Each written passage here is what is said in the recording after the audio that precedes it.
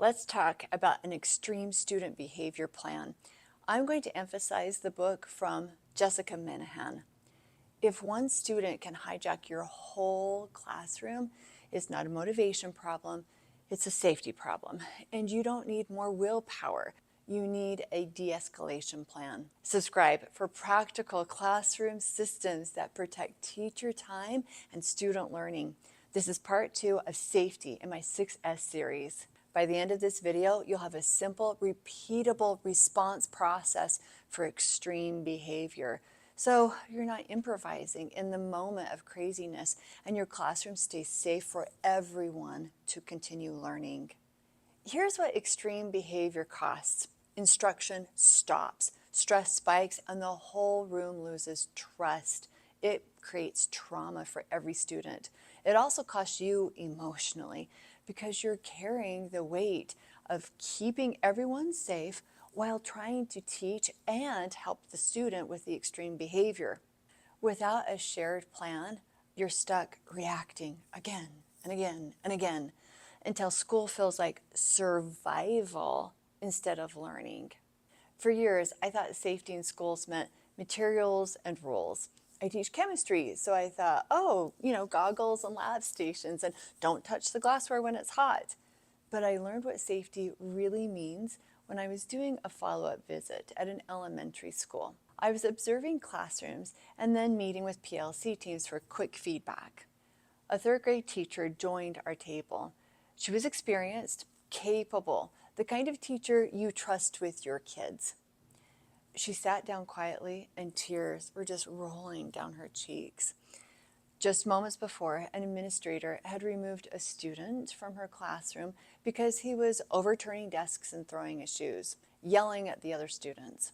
While that was happening, another student walked up and said, "I'm scared. I think he's going to start throwing his shoes at me."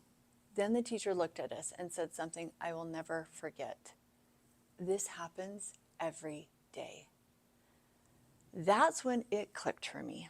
Safety isn't a poster on the wall. Safety is the condition that allows learning to happen. And when behavior becomes extreme, routines alone can't hold it. You need a response system. In part 1, we built safety through routines and procedures, predictability that prevents most disruptions. Part 2, right now, we're talking about what to do when behavior becomes severe. So you can protect the safe classroom you're trying to create. You can protect every child in that classroom, including the student that's having the outbreak, and protect yourself. Today, I'm using a framework from Jessica Minahan's work, The Behavior Code. Outstanding book. If you have a severe behavior student in your classroom, I recommend read this book within 48 hours. It will change your life. It's simple and it's usable. 3 things: observe, accommodate, create. Let me say that again. Observe, accommodate, and create. Let's jump into it. Step 1, observe. Not label, not guess, observe. You become a detective. Here's what you track every time. What happened right before the behavior? What exactly did the student do or say? And what happened right after? What changed in the environment? Because over time, patterns show up, and that's what you're looking for. Patterns point to triggers. Maybe it's a transition. Maybe it's unstructured time. Maybe it's a demand that feels threatening. Maybe it's a social conflict. When you observe instead of react, you move from chaos to information. And information is the beginning of a plan. As a side note, it's recommended 5 observations. So you observe, give the student, this is anti-intuitive, give the student what they need just so that you can maintain as much calm as possible in the classroom, but get your 5 observations. Then you can move forward. You can create a plan to move forward. So here's how we move forward. Step 2, accommodate. This is where teachers get stuck because they think accommodation means I just have to handle this better.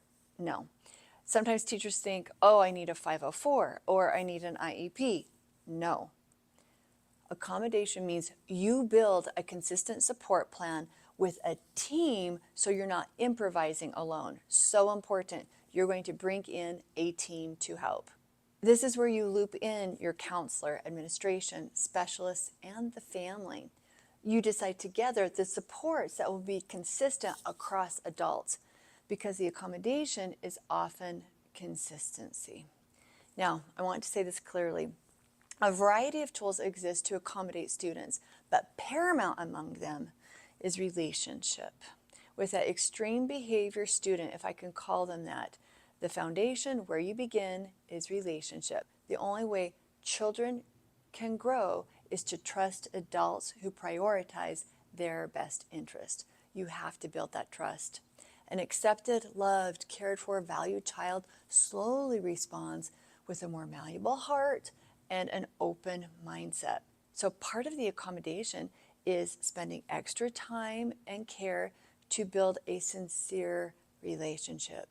I know you care about every student, and it's the students that are most challenging that need the most care. So here are some relationship building accommodations you can use, okay? Tools in your tool belt.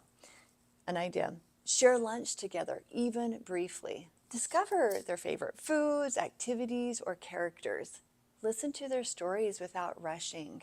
Ask questions to show that you notice them. Smile often. Let love show through your eyes.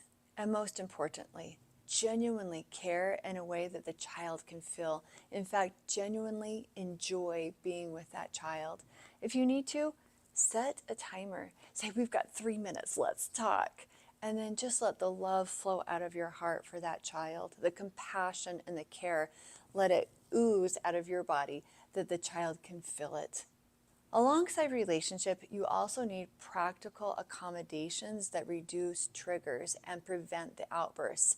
So notice the emphasis, reducing the triggers to prevent the outbursts. Here are tactical accommodations that reduce escalation and protect safety. Ideas: establish predictable routines. Okay, that's what we did in our last video. Establish those predictable routines. That is so important in reducing triggers for outbursts. Remember, make them visual and make them audible. Another idea: give warnings before breaks or transitions. Heads up, 60 seconds, we are going to transition, or heads up, 60 seconds, we are going to move to math, whatever that is. Assign a lunch or recess buddy so the student isn't sitting or playing alone. Schedule additional breaks as a proactive support. Why don't you go get a drink in the hall? Let's take a 2-minute break. I'll set the timer. Allocate special jobs or leadership roles to create belonging and purpose, ownership. Use structured choices instead of power struggles. You have 2 choices, this or this. Use a predictable break routine with a clear re-entry plan. And when a student refuses to comply, calmly say, "I understand," and repeat the request. My vice principal told me students often comply after the third "I understand." One teacher told me she repeated those 2 words 10 times before the student finally responded positively. But it worked. It affirmed them. I hear you, I see you, I recognize the need, but we still have to do X. I understand. And that's what the student wants. They want to be understood. These are just a sampling of accommodation tools experts use. Try different strategies, track what helps, and refine the plan, because the goal is to help the student manage their behavior and keep the classroom safe for everyone to learn. So remember, step 1, observe. Step 2, accommodate. Experiment with those accommodations. Inside of accommodate, it's building relationships and then decreasing those triggers. Step 3 is create.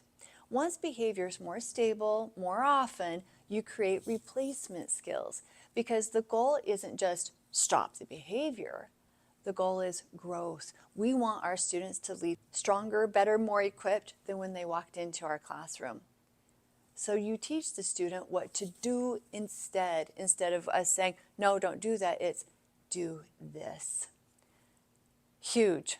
Self-regulation skills, coping strategies, social scripts, repair skills, and you create a predictable re-entry routine so the student can return to learning without shame and the class can return to learning without fear.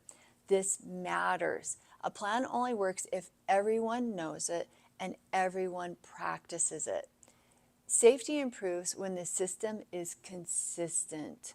Let me give you a few moves that you can use immediately while the bigger plan is being built. Number 1, lower your voice and slow down. Number 2, use fewer words. One direction. Number 3, offer 2 choices. Number 4, give space and time. Number 5, repeat a calm script. Here's one I like. I understand. Here's what we're doing next. Again, I understand. Here's what we're doing next. Again, I understand. Here's what we're doing next. And then you repeat that direction without debate. At the same time, you protect peers with a routine you've already trained, like moving to a quiet task or a safe spot, so the room stays safe to learn. Part 1 is routines that create safety. Part 2 is a response system that protects safety when behavior becomes extreme. You need both. You need both. And remember, in this response system, observe, accommodate, build relationships, reduce those triggers, and then third, create. You're going to grow the student so that they can develop their own self-regulation skills, their own self-identification skills. Download my free 9 Ways in Education guide. The description's below. And comment the word plan if you're in the middle of observe, accommodate, and create. I love to talk to you, love to support you. Remember, do less and get more. It's up here. Lean, think.